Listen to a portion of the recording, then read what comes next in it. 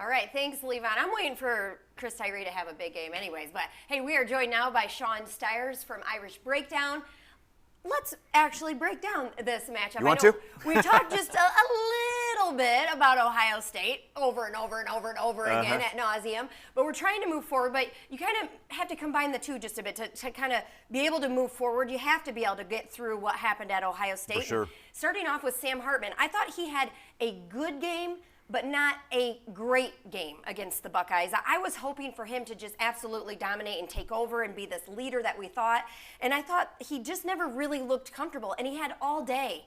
He had all the protection that he could have needed, but he just, I don't know. He didn't, and his numbers were good, but when you needed him the most, he didn't come up with those big plays. I kind of thought he would too, and especially when you consider the fact that you've got the most experienced quarterback in college football against Kyle McCord from Ohio State, who is still a relatively young quarterback. He was only making his 5th career start. And when you look at the way Kyle McCord and Ohio State were able to finish, that's kind of what I envision maybe for Sam Hartman. Like if the game came down to the final drive, that kind of thing, that Hartman was going to be the guy who could finish. Unfortunately, it didn't happen. The other side of that is, again, when you look at his experience, this is still, when you look at Ohio State, it's probably the second best defense he's ever faced. He obviously faced Clemson a couple of times when he was at Wake Forest, and when Clemson's defenses were still kind of some of the more vaunted defenses in the country. So this is still a pretty high level of competition that he faced out there last week. Well, and touch on the defense that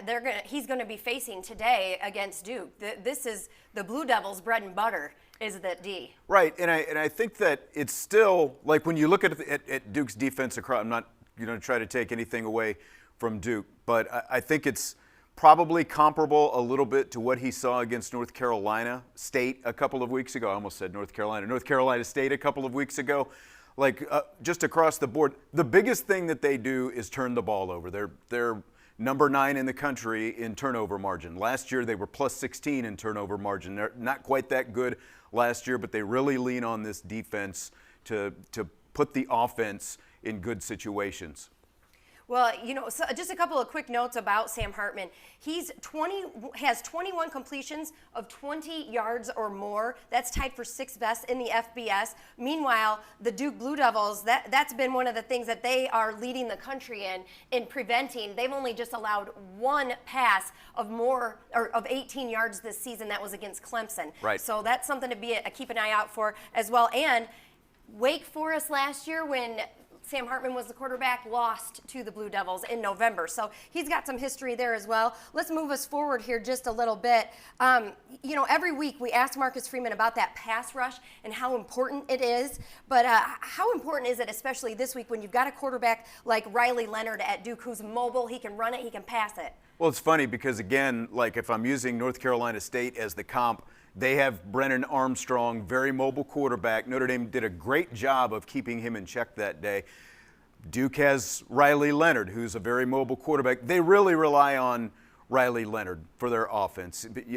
He only has 2 touchdown passes, but he's completing 67% of his passes. The downside for Duke, is the fact that they're not a very downfield offense. They're going to spread it around. They only average 11.9 yards per completion, which ranks 74th in the nation. Notre Dame's really good with the pass efficiency defense. They're really good at not allowing, for the most part, the big play. So I think what Notre Dame has to do is essentially what they did against Brennan Armstrong. Keep him in the pocket, not let him get going downfield with his legs. He'll make the first read, he'll make the second read. Typically, if one of those isn't there, he's going to tuck it and run. So Notre Dame's got to be careful just not to let him be a game breaker with his legs. Now, before we say goodbye, just really quick, can you give me a prediction on this and why? I tell you what, because this is a really solid Duke defense, again, the comp, I think, is North Carolina State, but not quite as athletic. I think Notre Dame should be able to run the ball today. I think Sam Hartman